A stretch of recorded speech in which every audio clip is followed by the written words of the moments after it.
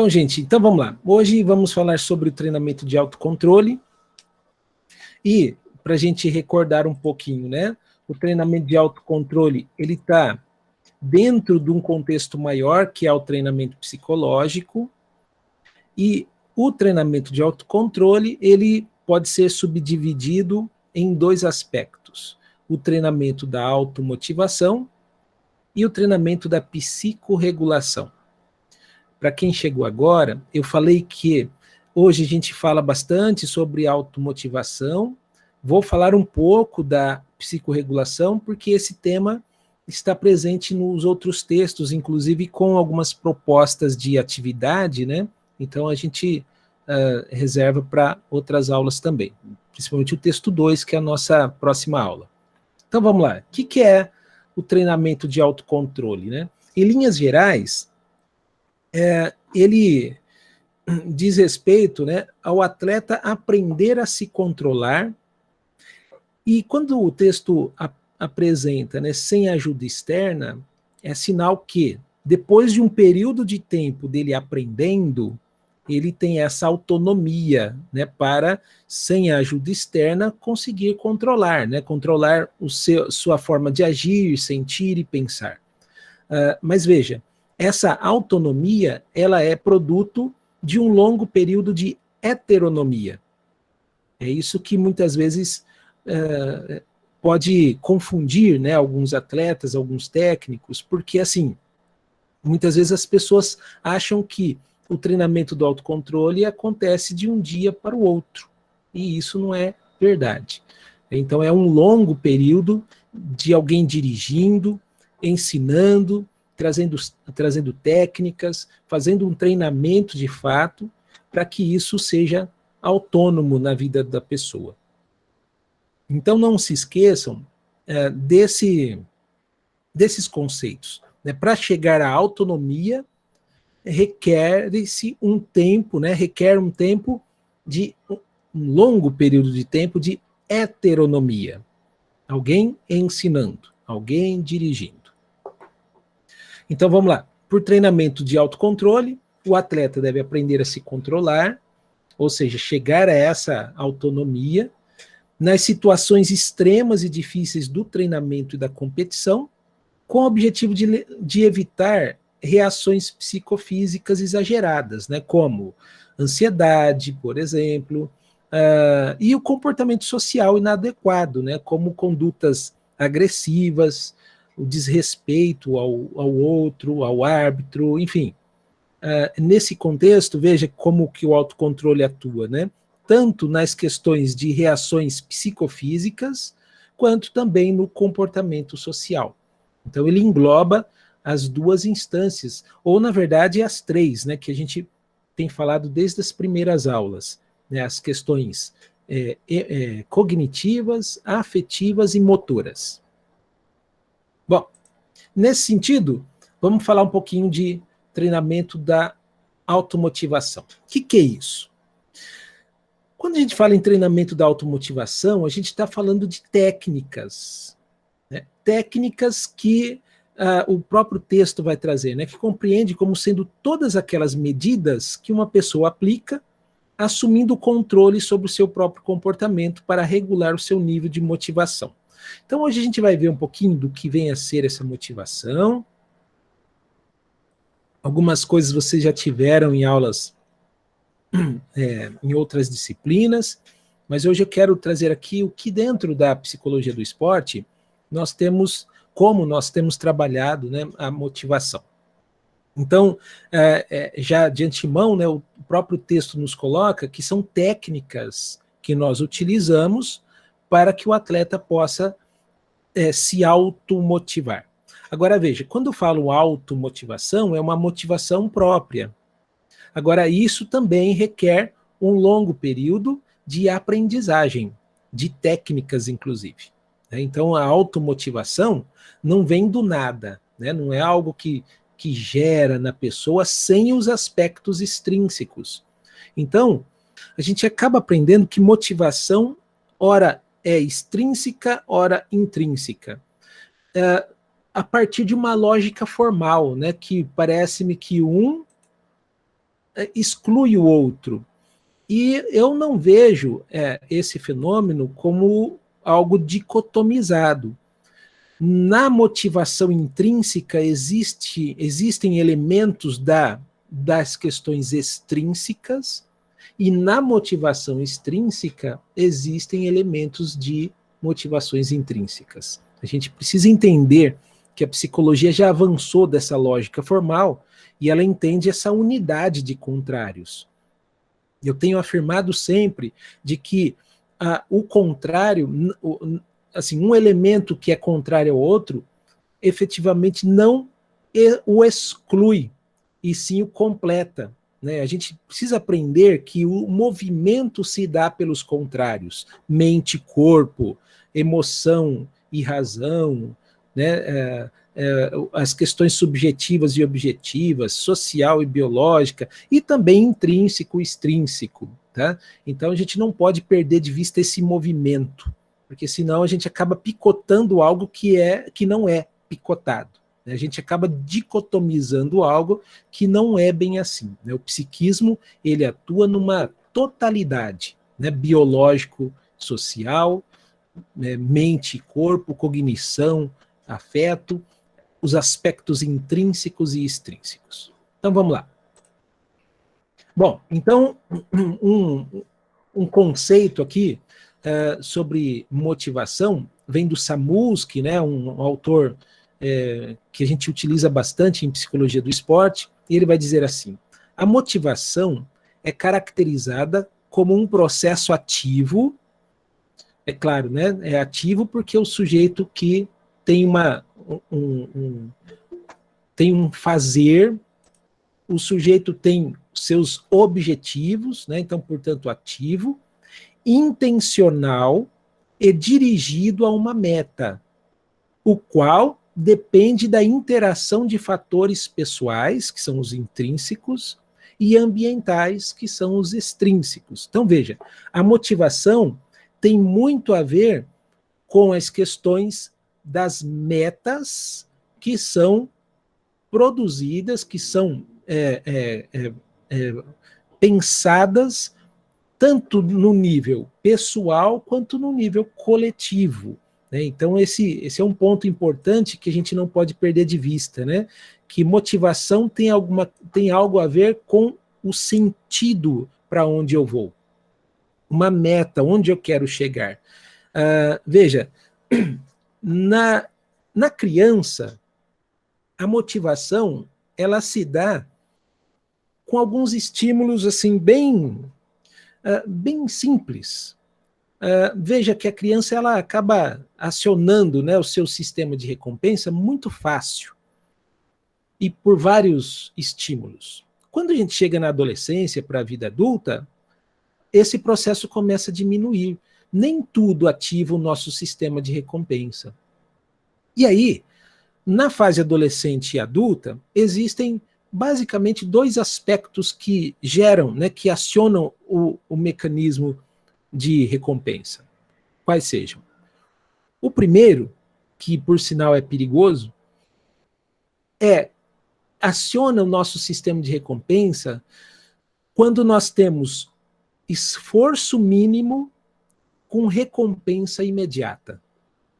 Essa é a primeira coisa que nos motiva. Aí, note que eu já estou falando de adolescente e adulto. Ou seja, um esforço menor na nossa atividade, isso em tudo, tá? Não é só no esporte, não. Com resultados imediatos. Veja, vamos ver na internet, as redes sociais. Você tira uma selfie, posta no Instagram, então você tem um esforço só de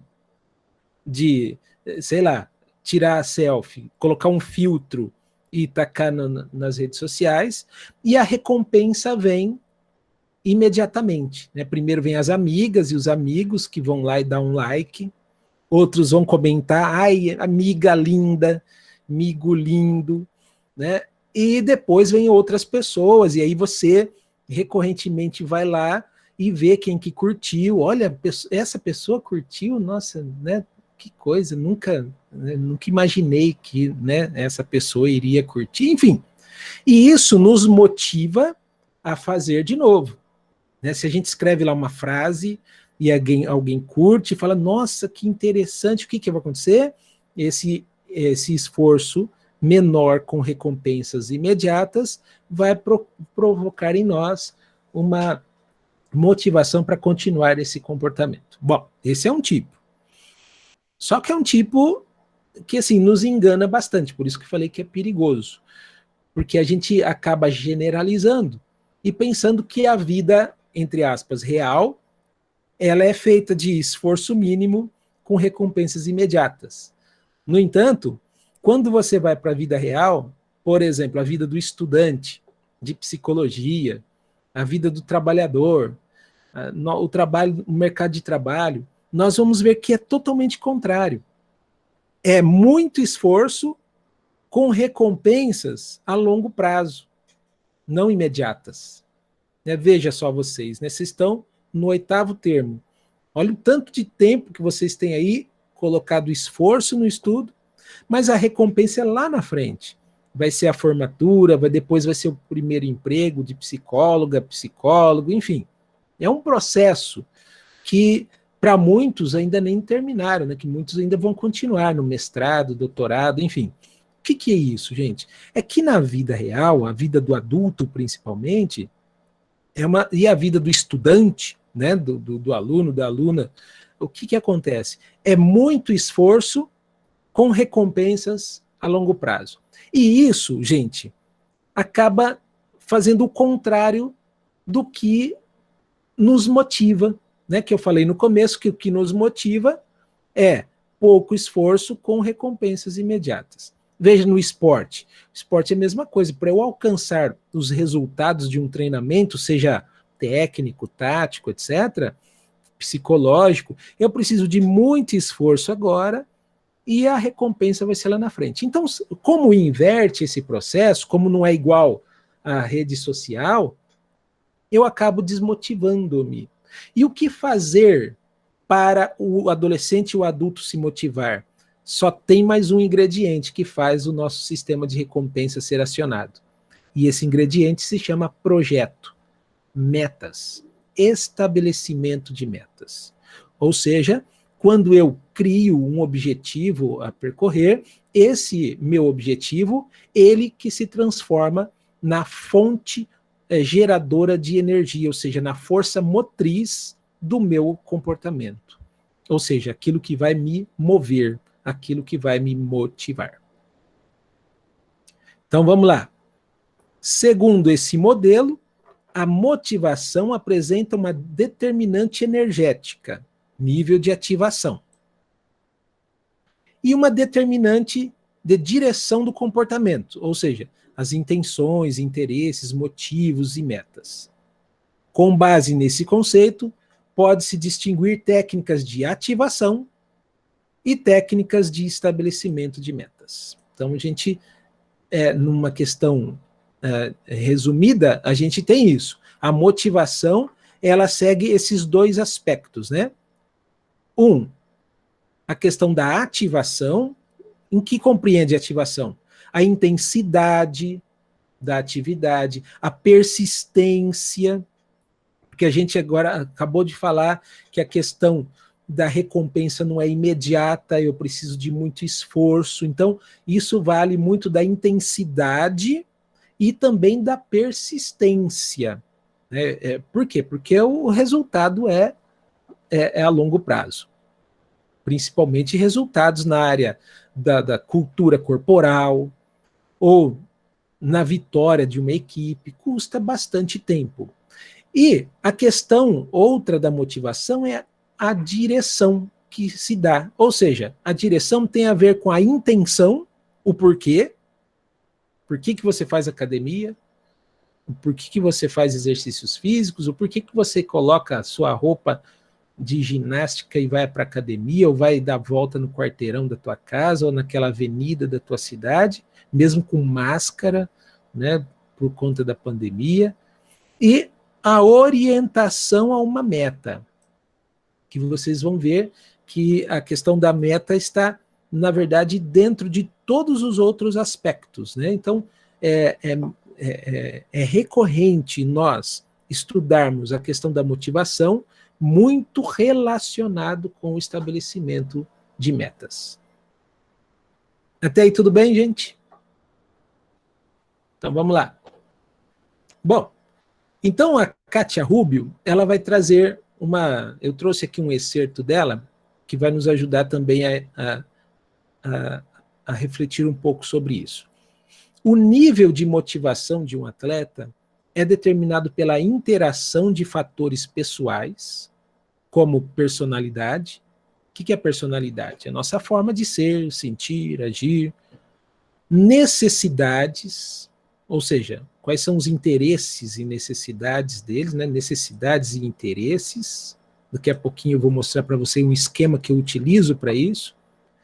Habilidades, tem muito a ver também, assim como fatores situacionais específicos, como a facilidade na prática, tipo de técnico, orientação para a vitória ou fracasso da equipe, probabilidade de vitória, ou seja, chance de vitória. Por fim, nós vemos então esses dois fatores, né? A motivação está muito ligada aos fatores pessoais, que ela coloca como personalidade, necessidades, interesses, motivos, metas, expectativas, e os situacionais, estilo de liderança, as facilidades que a pessoa tem, as tarefas atrativas que ele desenvolve, os desafios que são colocados a ele, as influências sociais, seja desde a torcida até o seu empresário, etc.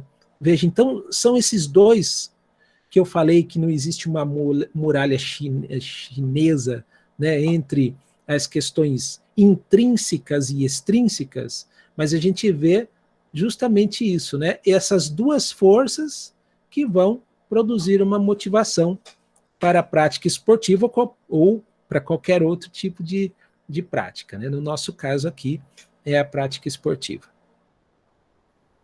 Então, existem, pelo menos no Brasil, poucas pesquisas mostrando, né, o porquê as pessoas vão à academia, vão ao esporte. Tem umas da Universidade de Minas Gerais, faz uma entrevista com crianças, né, que praticam esporte, outras com jovens que vão à academia.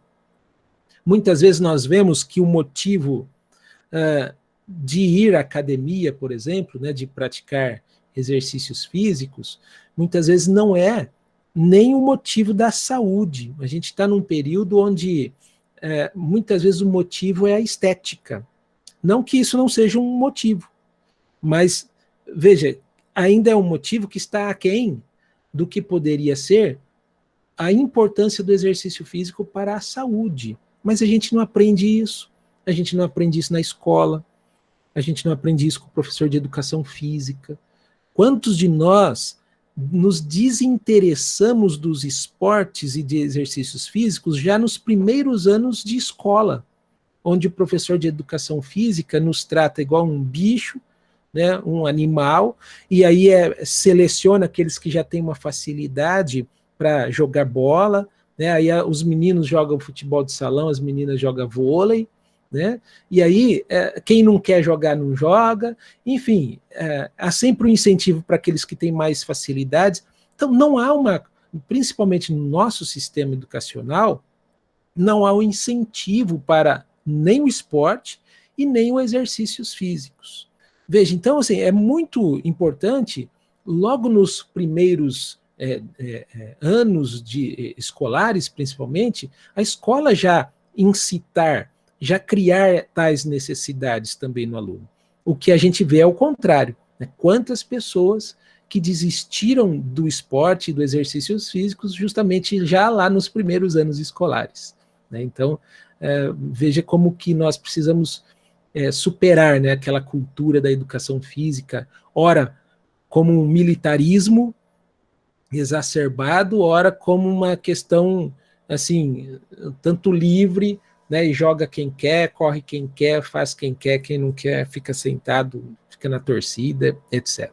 Então, ainda no Brasil, a gente precisa superar bastante esses modelos. E, querendo ou não, são fatores tanto pessoais quanto situacionais que vão engendrar o motivo de praticar um esporte ou uma atividade física.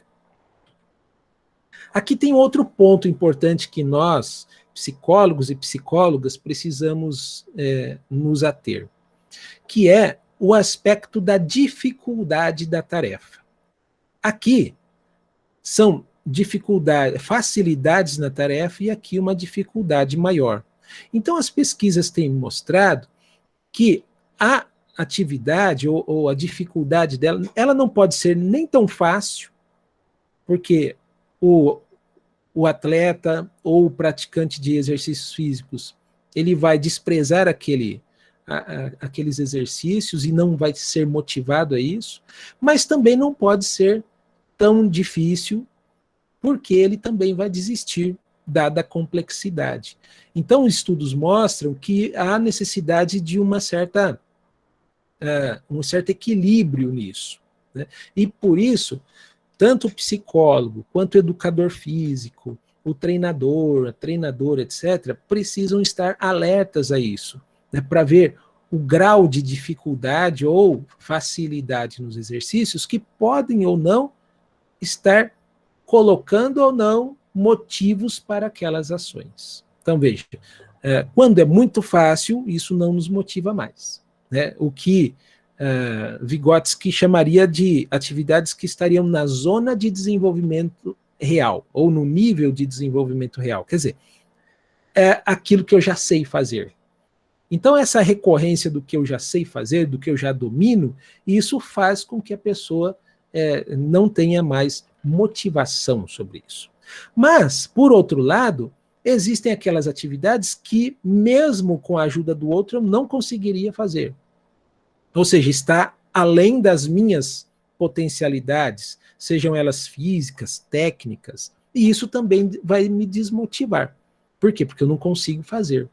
Então, é preferível que façamos um treinamento, seja físico, técnico, psicológico, dentro das possibilidades ou das potencialidades do indivíduo, ao que Vygotsky chama de zona de desenvolvimento proximal. Ou seja, aquele nível de desenvolvimento onde a pessoa ainda não é autônoma, mas já demonstram indícios de desenvolvimento. E esses indícios, como que eu descubro? A partir do momento que a pessoa consegue fazer pela imitação ou com a ajuda da pessoa mais experiente. Então é aqui que a gente precisa atuar, né? Tanto na nossa atuação psicológica, quanto também na orientação de treinadores, porque senão a gente pode, de fato, obliterar o desenvolvimento da motivação da atleta, do atleta. Beleza? Então isso é importante. Veja, isso é tanto nos exercícios físicos, no esporte, mas também numa leitura. Só comigo acontece, a gente pega um livro, um texto para ler, não entende bolhufas o que está falando, acaba desistindo, né? Acaba ficando desmotivado em ler, né? Eu tenho um livro aí que eu leio, sei lá, já faz uns 5 anos e até hoje eu não entendi. Olha lá, a Raira está falando do Lacan, né? Acontece comigo isso muito, né? Eu vou ao texto, muitas vezes não precisa nem ser um livro, né, um artigo científico, você vai lá, você gostou do tema, né, tal, a hora que você lê, fala, nossa, para onde vai isso? E aí acaba desmotivando. A linguagem muito complexa. Por outro lado, quando é muito fácil, você acaba antecedendo o que o autor vai falar, que o autor está escrevendo. E você acaba um tanto que deixando de lado, né, porque não te traz nada novo. Porque aquilo você já, inclusive, ainda mais quando você está lendo alguma coisa que você já domina do assunto, né? Aquilo não te agrega, né? Não trouxe nada novo. Então acaba também desmotivando a leitura. Então, veja, isso é na aula, isso é num texto, isso é no esporte, isso é no exercício físico e assim por diante. Por isso que há necessidade de um bom acompanhamento para que esses graus de dificuldade possam paulatinamente ir crescendo, né? Pode, o treinador, o psicólogo, etc., ele pode ir dando graus de complexidade para que a pessoa, obviamente, não desista do que está fazendo. Então, a motivação tem muito sobre isso também. Todos os especialistas, diz o Alonso, que trabalham no esporte concordam que os fatores de maior influência para o resultado nas competições e treinamentos são constituídos pelas capacidades físicas, técnicas, táticas e pela motivação do esportista. Tanto é que uma das demandas, das maiores demandas que nós temos quando vamos atender um clube, um time, etc., é essa, né? Olha, a equipe está desmotivada. Então, há necessidade de trabalharmos, sim, com esse assunto. E hoje eu quero trazer um pouquinho para vocês sobre isso. Até aí, tudo bem, gente? Então, vamos lá. Vamos falar, então, alguns procedimentos que permitam o enriquecimento da motivação. Um dos modelos desse procedimento é o que eu falei no começo da aula, que o que eu vou bater aqui hoje, que é a questão do estabelecimento de metas. Gente, é assim, o ser humano, diferentemente dos demais animais, é um ser teleológico. O que é isso? É um ser do projeto. Se nós não tivermos projetos, nós estamos aquém das possibilidades do mundo humano. Porque os demais animais vivem o aqui e o agora. Eles não vivem o projeto. Ah, Ricardo, mas e a formiga que trabalha no verão para, né, ter alimento no inverno? Ela não pensou nisso. Isso é um comportamento que está cravado no seu DNA. Ela não fez esse projeto. Não é igual a historinha da formiga e da cigarra. Aquilo já está no seu código genético. No caso do ser humano, não. Nós precisamos aprender a projetar. E o projeto é que nos impulsiona, que nos dá motivo para viver. E isso é muito importante. Você vai ver, tanto na clínica quanto na atuação do esporte, etc., da psicologia do esporte, você vai ver assim, grande parte das pessoas que estão desmotivadas são aquelas que não sabem para onde ir, que não têm um projeto. Né? O Sartre já dizia que nós, seres humanos, somos seres condenados ao projeto. É isso, se eu e você, se nós não tivermos um projeto de vida, a gente está indo para onde? A vida fica sem sentido. Sentido que eu digo assim, sabe, para onde eu vou? Eu não tenho para onde ir. O atleta que não tem para onde ir, ele não tem motivação no treino, ele não tem motivação no jogo, na competição. O estudante que não tem para onde ir, ele perde, inclusive, o interesse no estudo, o interesse, ainda mais nesse tempo de pandemia, né, que agora ele estuda lá de casa, né, aí de casa. Enfim, se ele não tiver um projeto, se por trás de todas essas dificuldades não estiverem ali os nossos planos a serem resolvidos, serem solucionados, a gente desiste. Então veja como que a motivação está intimamente ligada com a questão do estabelecimento de meta. E na área da psicologia do esporte, isso começa a ser investigado mais ou menos lá nos anos 1970. O estabelecimento de metas é identificado como um procedimento que leva o sujeito a alcançar determinados objetivos, mostrando uma direção às suas ações. E isso que é importante. Quando a gente fala, a vida está sem sentido, é porque não tem uma direção para as minhas ações. Aí eu faço ações sem nenhuma ligação com objetivos claros. Sabe a questão de fazer por fazer. E muito mais do que ter um motivo, é importante eu descobrir quais são eles. Porque muitas vezes a gente vai entender que nem todos os motivos são conscientes. Mas não pelo fato de serem inconscientes que eu não dirija meu agir, meu sentir e pensar por eles, por meio deles. Então, veja, então nosso trabalho é auxiliar a pessoa a tornar conscientes, inclusive, os seus motivos, né, os seus projetos de vida. E aí, gente, eu quero dizer uma coisa. Quem não tem um projeto de vida, espere uma coisa.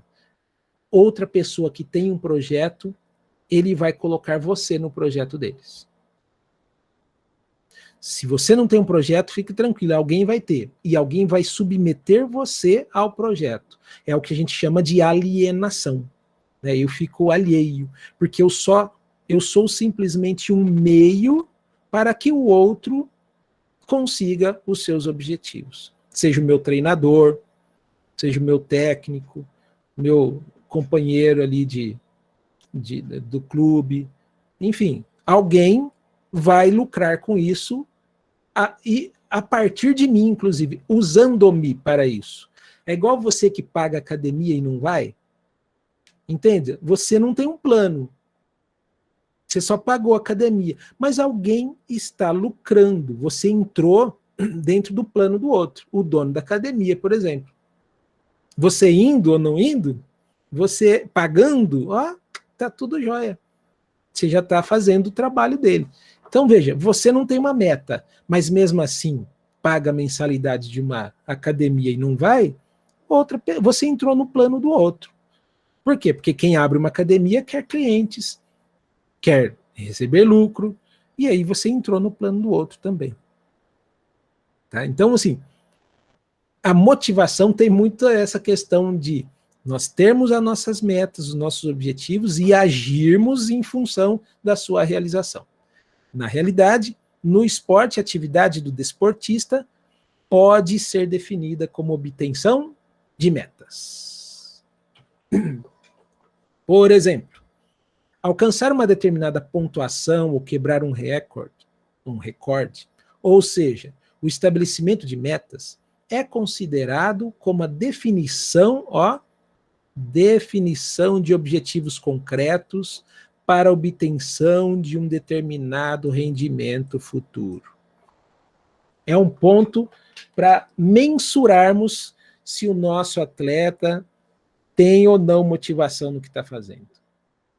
Ele tem uma definição clara, concreta dos seus objetivos, do seu futuro? Está treinando para quê? Você está aqui para quê? O que você está fazendo? E o nossa ajuda é também dentro de estabelecimento de metas de curto, médio ou longo prazos. Isso é importante também.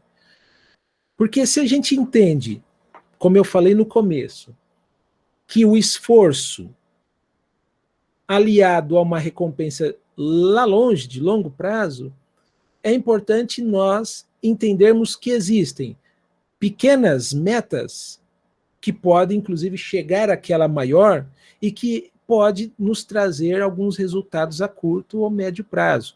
Então, isso é uma questão psicológica que envolve esse processo onde nós precisamos atuar. Porque muitas vezes a pessoa fala que tem um plano, mas ele está tão longe, que assim, ele desanima. Desanima porque muitas vezes ele não tem nem condições concretas hoje para alcançar aquilo que ele programou. Ele não tem aquela técnica suficiente e nunca vai chegar se não estiver dentro dos seus planos, né? Dentro daqueles objetivos que ele traçou. Vocês já ouviram falar daquela tragédia grega, o voo de Ícaro? Alguém já ouviu falar? O pai do Ícaro fez asas para ele, para os dois fugirem de Creta. Mas acontece que o pai falou, não vai nem muito perto do sol e nem muito perto das águas. Perto do sol a asa vai derreter, perto das águas a umidade vai enferrujar as engrenagens aí. E o rapazinho foi, mas voou muito lá em cima, derreteu-se as asas e ele caiu e morreu. Muitas vezes acontece isso. A gente faz um plano, só que muito lá no alto, muito próximo ao sol. E a gente cai. A gente cai por quê? Porque a gente desiste. Porque as nossas asas ainda não aguentam tamanha altura, né? Tamanho calor do sol, etc. Quem que é aqui? Coitado de quem? Quem que é Dédalo? Ah, Dédalo. Ah, tá. Eu li assim direto, saiu Dédalo, falei, ué, o que é Dédalo?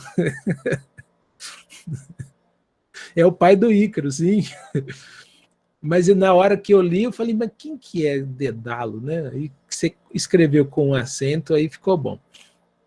Bom, mas veja, nós precisamos, então, tomar o cuidado de que se o nosso atleta está muito próximo ao sol, né? Ele quer algo tão alto, mas ele não tem nenhuma estrutura.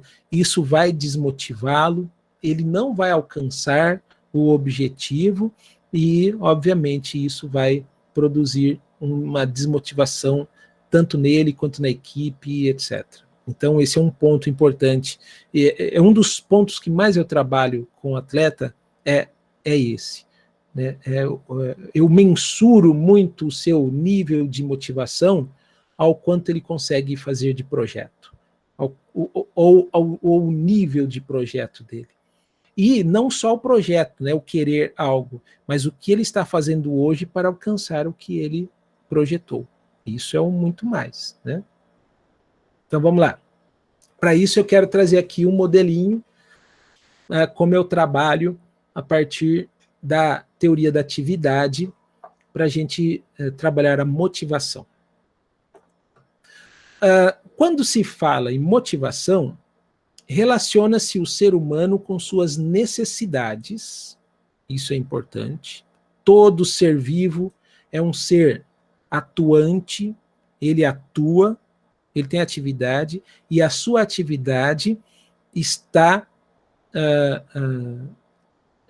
com o objetivo de suprir as suas necessidades. Isso é com todo ser vivo. No caso dos seres humanos e os demais animais, primeiramente são as necessidades fisiológicas. Mas, no caso específico do ser humano, não são apenas as necessidades fisiológicas, mas também as sociais. Aquelas necessidades que vão sendo engendradas na própria complexidade da atividade social. Então, veja, todo ser vivo é um ser ativo. Esse é um ponto. Agora, é ativo para quê? Para que serve a atividade? Atividade serve para suprir as necessidades. Tanto as necessidades biológicas, quanto, no caso dos seres humanos, as necessidades sociais, que vão sendo formadas a partir do momento que este ser humano tem contato com atividades mais complexas. Então, veja, nós temos necessidade de alimentação, nós temos a necessidade de sono, mas são necessidades físicas, biológicas ou fisiológicas. Agora, para além dessas necessidades, são engendradas em nós necessidades culturais, como fazer um curso de psicologia, não é uma necessidade biológica. Estudar música, fazer um esporte, fazer exercícios físicos, ir à academia, participar de um campeonato esportivo. Veja, isso não é uma necessidade fisiológica. Isso é uma necessidade cultural. Foi produzida culturalmente. Inclusive, É tão verdade isso que eu falo, que tem pessoas que nem têm essa necessidade.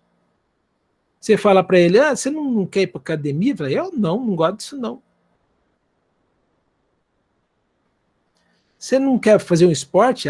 Não levo jeito para essas coisas não. Quer dizer, a pessoa nem sente necessidade. E eu volto a falar, muitas vezes é culpa lá da escola que foi tirada essa necessidade. Ou essa necessidade, além de não ter sido formada, formou-se uma questão negativa, né, a respeito do esporte e dos exercícios físicos. Se eu abrisse aqui para cada um de nós falarmos das experiências que tivemos com professores de educação física, a gente já ia ver. É só você lembrar um pouquinho como foi suas aulas de educação física, né? E aí a gente vê, não só da educação física, né? A gente pode pensar na professora de matemática, de língua portuguesa, enfim, né? Mas como a gente está falando só do esporte, poucos de nós tivemos o privilégio de um professor, uma professora de educação física que, de fato, criou necessidades de fazermos exercícios físicos ou de entrarmos num esporte. Poucos de nós. Muitos de nós tivemos, para além da escola, uma escola preparatória, uma iniciação esportiva, porque se dependesse da escola, estava enrolado, né? Eu vejo por mim, por exemplo, na minha idade escolar, não foi a educação física que me incentivou, mas foi que, ao mesmo tempo, lá para 8, 9 anos de idade, eu comecei a participar de escolas de esporte. Então, eu morava em São Carlos, e ali eu comecei a ir na universidade estadual para trabalhar vôlei. Então, eu participava já de um time de vôlei. Lá para os 12 anos, eu fui fazer karatê, né, e nunca mais larguei, né? Mas veja, não foi a educação física na escola, porque o meu professor de educação física, se dependesse dele, da maneira como ele nos tratava, até hoje eu não gostaria de esporte, né? Então, veja que a questão é quais são as necessidades que vão sendo criadas, né, para além das questões fisiológicas. Então, a palavra para motivação é motivo, que significa o desejo para realizar ou satisfazer uma necessidade. Isso é importantíssimo para nós. Então vamos trabalhar isso. Bom, para isso eu quero trazer para vocês o que eu chamo de estrutura da atividade. Toda atividade está destinada a suprir uma ou mais necessidade. Esse é o primeiro ponto. Para que serve uma atividade? Por que os seres humanos, ou os seres vivos em geral, são ativos? Porque eles vão suprir sempre uma necessidade. Qual é a maior necessidade de um ser vivo? É continuar sobrevivendo, é continuar vivendo, é garantir a sua sobrevivência. No caso dos vegetais e dos demais animais, como que eles garantem a sobrevivência deles? Adaptando-se à natureza. No caso do ser humano, ele modifica a natureza para suprir as suas necessidades. Então, essa é uma diferença da nossa atividade com a atividade dos demais animais. Nós modificamos a natureza. E ao mesmo tempo em que modificamos a natureza externa, modificamos também a nossa natureza interna, as nossas funções psicofisiológicas. Bom, se a gente entende que uma atividade ela só é engendrada em nós por conta da necessidade que sentimos, precisamos ir além. Necessidade é sempre de alguma coisa. Necessidade não é uma coisa assim abstrata. Sabe? A gente não costuma falar, eu tô tão necessitado, aí o outro, eu também. Nossa, essa necessidade, né? Eu tô mais necessitado que você. Não é assim que a gente trata a coisa. Nós temos necessidade sempre de alguma coisa. A necessidade não está no ar, assim. A gente necessita de alguma coisa. Ou seja, existe sempre, diante da nossa necessidade, existe um objeto da necessidade. Pode ser comida, pode ser a cama, pode ser esporte, pode ser, enfim, tem sempre um objeto da necessidade. E aqui, ó, olha onde entra a motivação. O objeto da necessidade é que se transforma no motivo das nossas ações. Precisa repetir isso? Toda atividade ela está dirigida a satisfazer necessidades. Necessidade é sempre de alguma coisa. Esse alguma coisa é o objeto da minha necessidade. Agora, o objeto da minha necessidade, ele é o motivo da minha atividade. É o motivo das minhas ações. Eu só vou agir para suprir essa necessidade quando eu ajo em função do motivo, ou seja, da busca que eu dou ao objeto da minha necessidade. Então, portanto, ele é o motivo. Então, se eu não tiver o motivo, eu não tenho motivação. Se eu não tiver o objetivo final, eu não tenho motivação. Se eu não ter consciência do objeto da minha necessidade, mesmo assim eu continuo atuante, mas atuo de forma inconsciente. Beleza aí? Então vamos lá. Agora vem o esqueminha que eu uso muito no esporte para a gente trabalhar nisso. Ora, então aqui está o meu motivo. Se eu tenho claro o motivo, eu preciso agora pensar nos meios necessários para alcançar esse motivo. Esses meios eu denomino de ação. Então, uma atividade, ela é atividade porque ela é constituída de várias ações. Então, na verdade, as ações é que dão a cara da atividade. Eu só posso dizer que existe uma atividade quando essa atividade é constituída de ações. Por exemplo, atividade física. É pura abstração isso. Eu tenho que ter as ações necessárias de tal atividade física.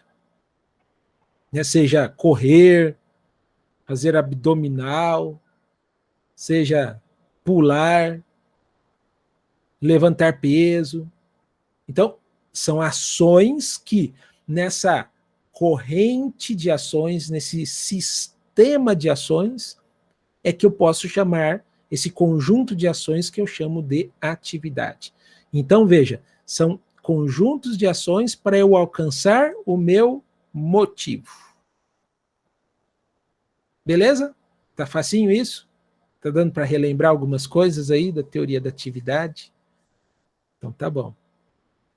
Ora, mas a ação, ela precisa ser concretizada. Por exemplo, a ação de correr, ou um determinado movimento, um determinado golpe. Então eu preciso materializar essa ação, quer dizer, eu preciso das formas concretas de sua realização, que é o que nós chamamos de operações. Então, o que são operações?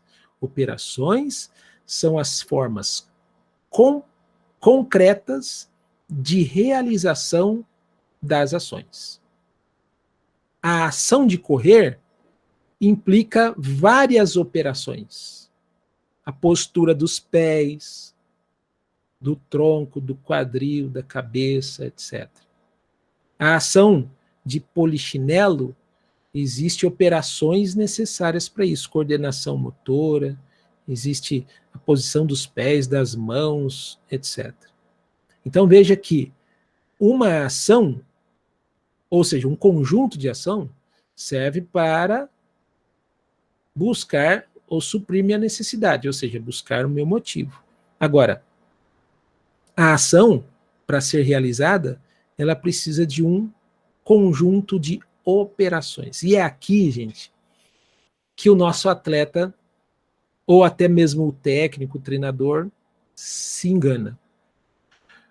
Porque assim, se o técnico fala para o atleta realizar determinada ação e o atleta não conhece, não sabe, não domina aquela ação, o técnico, o treinador físico, etc., precisa concentrar-se nas operações necessárias para a realização da ação.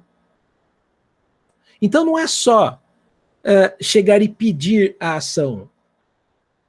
Nós, psicólogos e psicólogas, precisamos ver como que essas ações têm sido ensinadas. Porque muitas vezes você está assistindo um treino e o técnico fala assim, é isso aí mesmo, muito bom. Só que vira e mexe, você pergunta para o atleta o que ele fez para o técnico falar muito bom, ele nem sabe. Foi no susto. Ou aquele, tá errado. Não, não é assim. Tá, não é assim, mas como que é para fazer? Veja, a questão não é falar não é assim, tá errado. Você precisa passar as operações de forma corretas para que essa ação seja desenvolvida. Lembra no treinamento mental, quando a gente precisa dividir as ações em partes, né, que a gente pede lá para o atleta na autoverbalização escrever as suas partes, ou no ideomotor, ou até mesmo na autoobservação no ideomotor, ele executar uma parte de um movimento, o movimento é a ação. E para realizar essa ação, são as várias operações que o atleta precisa aprender. Então a gente precisa ver se o atleta domina ou não essas questões. Agora a gente pode também pensar numa outro ponto. Muitos exercícios, muitas táticas e técnicas são colocadas para o atleta, mas o atleta não sabe muito bem para onde vai isso, qual é o objetivo. Por exemplo, eu tive uma estagiária num time de futebol infantil e recorrentemente o treinador colocava os cones no campo e pedia para a molecada correr em zigue-zague no cone, chegar lá no final, no último cone, voltar dando um pique e fazer de novo o mesmo movimento. Aí a minha estagiária chegou para as crianças e perguntaram assim, o que vocês estão fazendo? E muitas falaram, eu estou correndo em zigue-zague e lá nos cones, e lá no final a gente tem que dar um pique até o começo, até o ponto de partida. Quando o atleta, a criança, etc., tem consciência das operações, tem uma relação consciente entre as operações e a ação que ele está desenvolvendo, é sinal que aquela atividade tem um significado. Como eu sei que meu atleta está significando aquele exercício? Quando eu pergunto, o que você está fazendo? E ele responde, eu estou correndo em zigue-zague aqui nos cones e ao final eu tenho que voltar dando um pique acelerado, o máximo que eu conseguir. Se a pessoa conseguir responder isso, é sinal que ela dá o significado para aquilo. Mas a atividade do ser humano não se resume no significado. Daí que a minha estagiária perguntou para as crianças, por que vocês fazem isso? E a maior resposta foi, porque o treinador mandou. Pumba. Faltou mais um ingrediente aqui. A relação consciente entre as ações e o motivo da atividade é o que dá sentido para ela. Então, o que é o sentido de uma atividade? É a relação consciente entre as ações e o motivo da minha atividade. Olha, eu estou fazendo isso porque ele está nos ensinando a forma de drible, de domínio do comportamento, assim, assim, assado. Aí tem sentido aquilo. Mas o problema é que muitos dos nossos técnicos, treinadores, eles sofrem da síndrome do mestre Miyagi, lá do Karate Kid. Ou do novo lá, do novo Karate Kid lá, que o moleque aprende Kung Fu. Mas o que é isso? O que aprende Kung Fu, que chama Karate Kid, o que acontece? Olha lá, põe casaco, tira casaco. Põe casaco, tira casaco. Ou seja, eram ações e operações.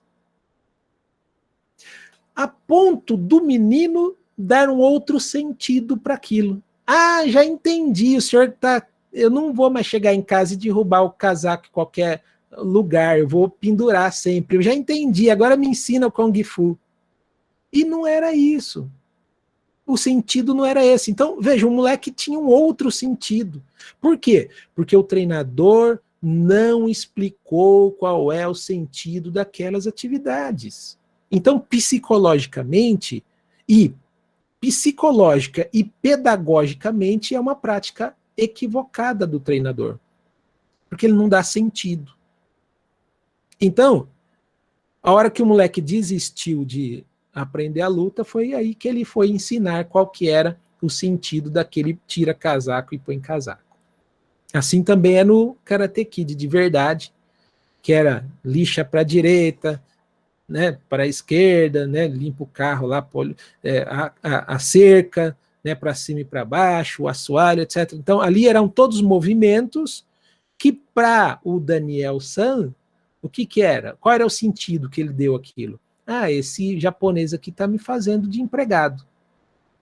Né, eu tô pulindo, lavando o carro dele, estou pintando a cerca dele, estou lixando o assoalho dele, não estou aprendendo karatê.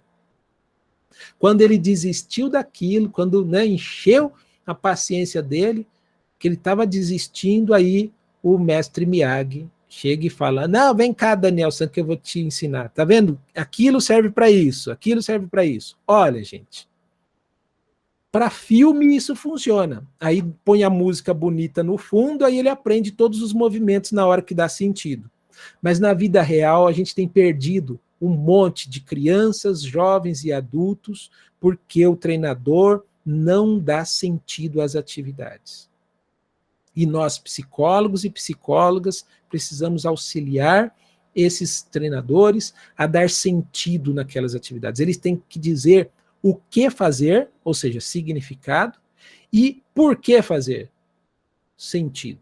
Olha, vocês estão fazendo isso, que é para isso, isso, isso. Ou seja, quando a pessoa fizer, ela estará motivada a fazer porque ela tem uma meta. Ela é teleológica, ela sabe onde vai chegar, então ela não desiste daquilo. Mesmo que sejam operações repetitivas, ações repetitivas, mas numa questão teleológica, ele sabe para onde vai chegar. Eu costumo instruir os técnicos assim. Primeiro ele mostra o movimento pronto, da melhor forma, seja ele mostrando ou um vídeo, etc. Depois ele vai falar para os seus atletas, ó, gente, para chegar aqui, a gente precisa desmontar isso e praticar determinados pontos, determinadas ações e operações. Aí, quando o atleta for desenvolver essas ações e operações, o atleta já estará com o modelo, ou seja, com o motivo, com o final aqui na cabeça dele. Então, tudo que ele for fazer vai remetê-lo àquele produto final, ao motivo da atividade. Se não for assim, nós vamos perder muitos atletas ainda, porque ele não dá sentido ao que está fazendo. Alguns não dão nem significado, não sabem nem o que estão fazendo.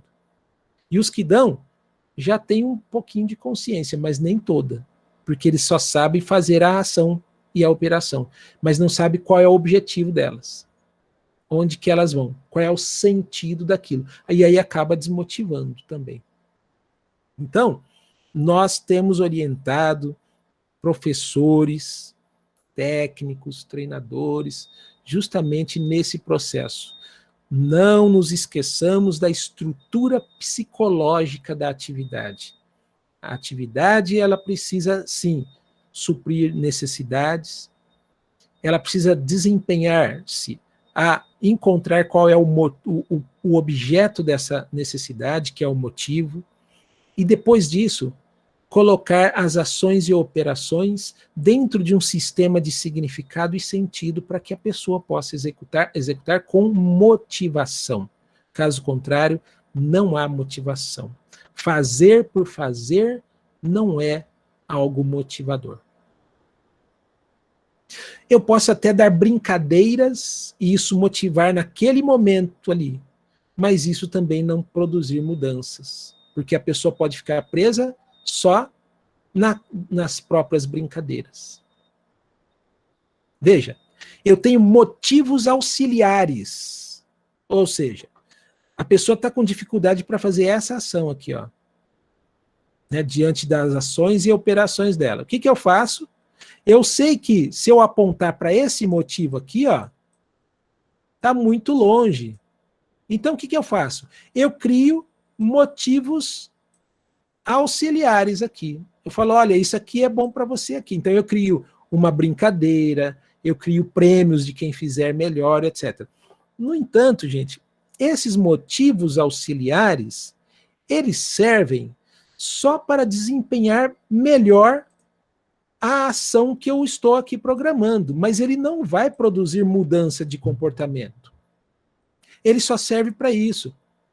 Ele serve para automatizar determinadas ações, mas em última instância, tudo isso vai ter que ser dirigido ao motivo principal. Caso contrário, não há mudanças. Eu vou abrir para perguntas ou dúvidas nesse ponto aqui.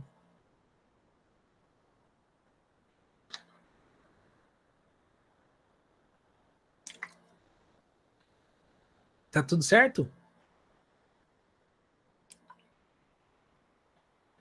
Então vou prosseguir. Tá todo mundo caladinho? Então vamos lá. Bom, sabendo disso, vamos então para um outro ponto importante aqui. A psicorregulação. Qual que é o objetivo de um tipo de treinamento como esse?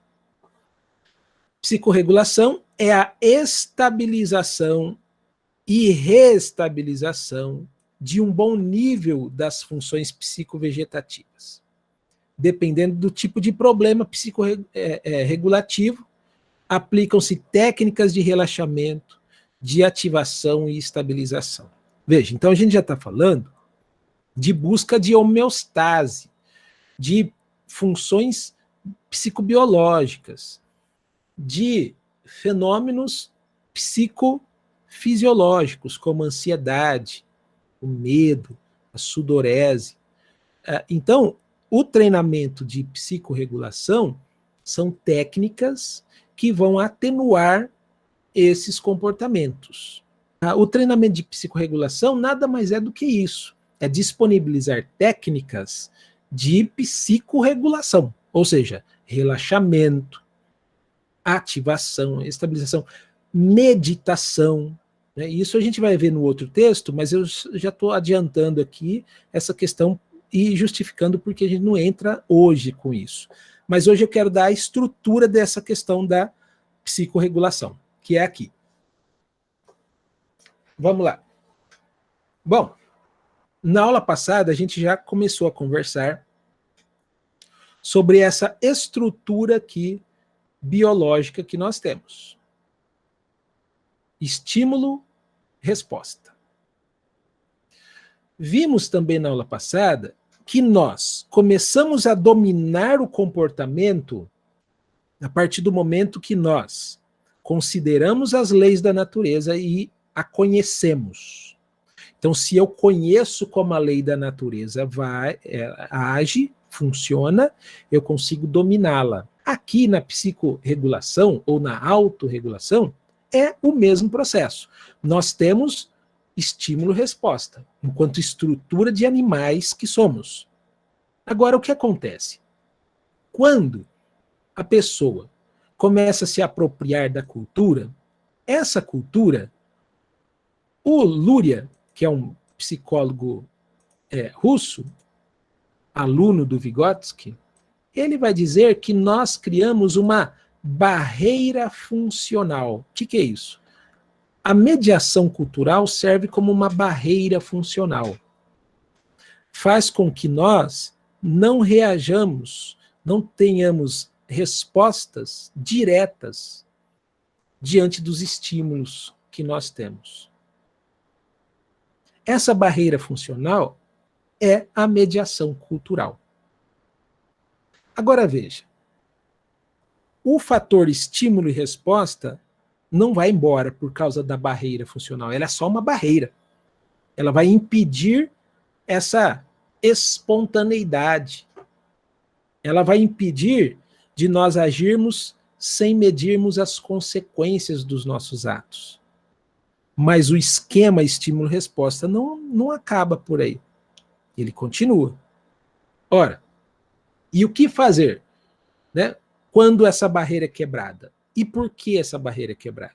Então, a primeira coisa, essa barreira pode ser quebrada. Então, aqui nesse esquema eu coloquei estímulo e resposta, e ó, a barreira funcional foi quebrada. Quando que ela é quebrada? Na ansiedade, no momento de emoções exacerbadas, de afetividade exacerbada, né? No momento de grandes tensões emocionais, a barreira funcional é quebrada. E aí a pessoa começa a atuar sem medir as consequências dos seus atos. Eu vi, ontem foi domingo? Não, né? Antes de ontem. Eu vi no Fantástico, aquele jogador, aquele tenista famoso, vocês viram? Ali foi uma quebra de barreira funcional. Quer dizer, não era para ele fazer aquilo. Mas ele havia perdido um lance, ele chegou, pegou a bola e pá, jogou de uma forma mal criada para fora e bateu na árbitra. Né? E ele foi desclassificado do jogo. Ou seja, houve ali uma quebra de barreira funcional. Tanto é que você vê na expressão dele o arrependimento na hora. Né? Quando ele vê o estrago, aí volta a barreira funcional. Olha o que eu fiz, desculpa, etc. Mas aí era tarde demais. Né? Veio a comissão e mandou ele embora do jogo. Agora veja, o atleta precisa ser treinado nessas coisas. Para quando vier essas questões de tensão emocional, ele ter como dominar. Não é que ele vai dominar sempre. Os mais experientes muitas vezes acabam isso. Por quê? Porque somos animais, gente. A gente não pode esquecer dessa estrutura. Só que a gente vai errar menos à medida que essa barreira funcional permaneça, mesmo diante de tensões emocionais. E como que a gente faz isso? Aí é o que eu coloquei aqui, ó. Treino. Eu preciso de técnicas. Eu preciso de autoconsciência. Eu preciso me perceber nervoso. Eu preciso me perceber que eu vou... Porque, entenda, aquilo que ele fez não foi só por uma questão. Ele estava perdendo. Ele perdeu um lance. Então, veja, o atleta treinado, ele já vai... Olha, peraí, eu estou perdendo o controle do próprio comportamento. Eu estou ficando nervoso.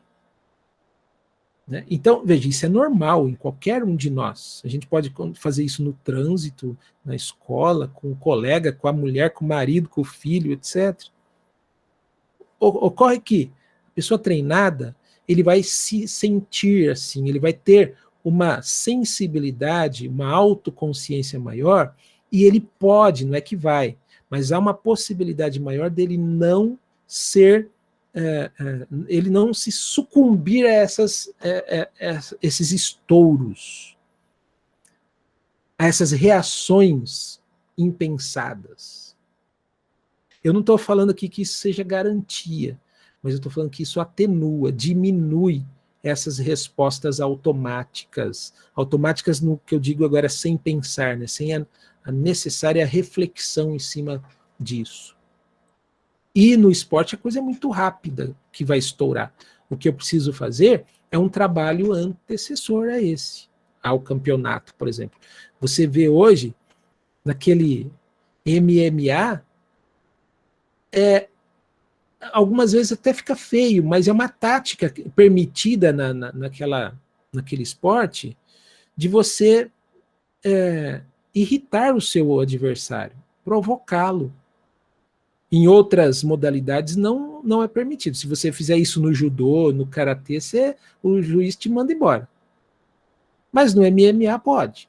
Então a pessoa faz chacota do outro, a pessoa tenta provocar o outro. Se o outro cair na provocação, vai acontecer, né, um desequilíbrio dessa autorregulação e a tendência dele fazer uma bobeira ou dele se desconcentrar, né, do que ele precisa fazer é muito grande. Futebol tem isso também, né? Não é tão explícito quanto no MMA, mas tem, né? E algumas vezes sai briga dentro do campo mesmo. É um descontrole, uma histeria coletiva, onde vira o campo vira ringue. Ringue não, vira luta de rua, briga de rua. Que é um batendo no outro, batendo no companheiro, o juiz apanha. Quer dizer, vira aquele montoeiro de gente se batendo. Por quê? Porque não há uma barreira funcional. Você vê alguns tentando, né, aliviar, não faz isso. Tá? Quer dizer, ó, veja, precisa do outro. Mas mesmo com outros falando não, alguns não conseguem se controlar. E isso é falta de treino, precisa ser treinado antes. Precisa de treino para isso.